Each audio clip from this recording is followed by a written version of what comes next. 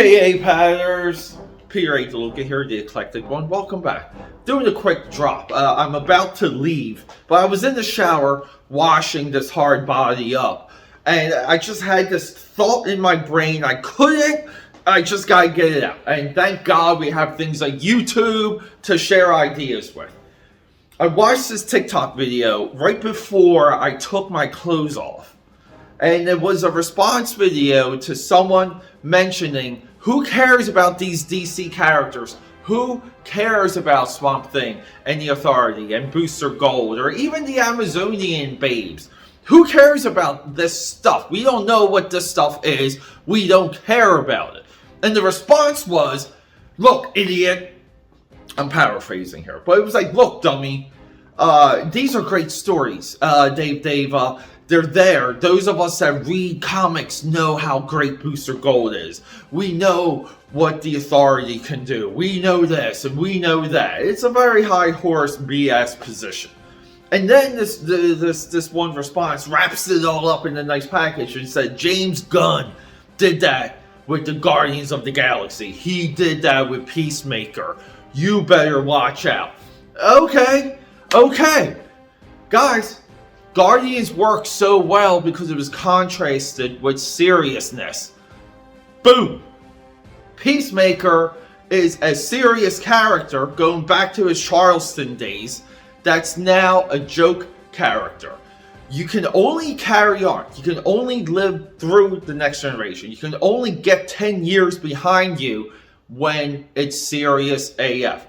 It needs to be a hardcore, for real story. It needs to have gravitas. It needs to have cahoots. It needs to have the boys underneath your undercarriage going.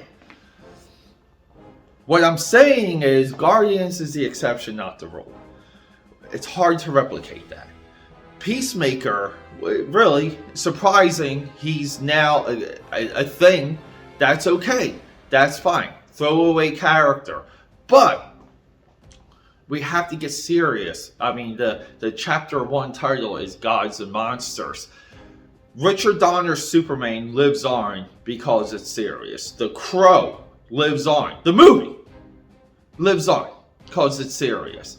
The Tim Burton Batman is still the GOAT because it's serious. Now, given there's some jewels in the Batman movie crown with Matt Reeves and Christopher Nolan, there are jewels. But you still can't beat that 89 Batman. Why are we expecting James Gunn to replicate a shot in the dark that hit a bullseye? If we look at one movie, I'm going to back off a little and I'm coming back. If we look at Brightburn, did we forget about Brightburn? That was his serious superhero take. Guys, that movie's fantastic. I wanted that movie to carry on. That movie, even budget-wise, even return-wise, should have got a sequel or 2 or 3. I'm still waiting for that announcement. Probably never happened. But Brightburn really was a pitch for a whole new universe, a whole new thing. A series of movies. Something big. Something like a shot in the dark. And no one is saying, I've never said this, James Gunn can make a mean movie, but he's now supposed to run a studio. He's now supposed to make it perfect.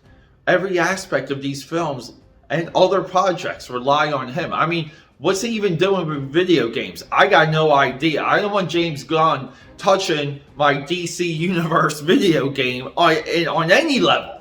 Okay, there's got to be some separation, and these things exist and are successful for many reasons. We're not going to get into some of that now, but we have to stop using the James Gunn made Guardians movie, and now everything he does is going to be something. Or James Gunn did this with Peacemaker. I mean, we see this in sports all the time, where we're clasping and we're holding on to former glory.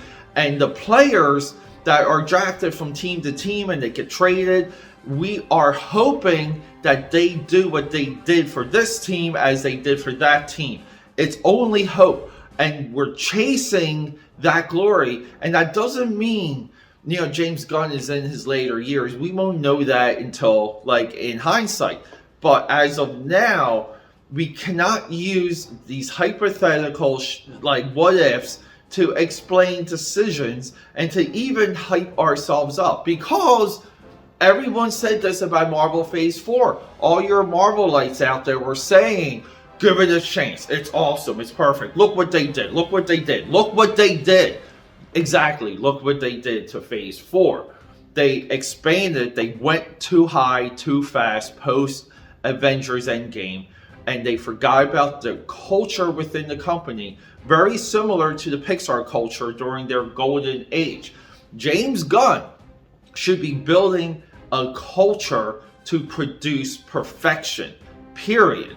He's even that pitch video, horrible. I mean, are we to judge DCU Chapter 1 off of that god-awful pitch video? Guys, he's competing with me and my Philly backdrop here. No, okay? We cannot use Guardians of the Galaxy and Peacemaker to make a counterpoint to something that hasn't even happened yet. That's also a completely different role that James Gunn is in. I'm done with this Guardians of the Galaxy comparison. It's not even quantifiable. It's a bad argument. It's a bad take. I gotta get going. I got things to do. AKAPAD here. Subscribe, support, leave a comment. I love you.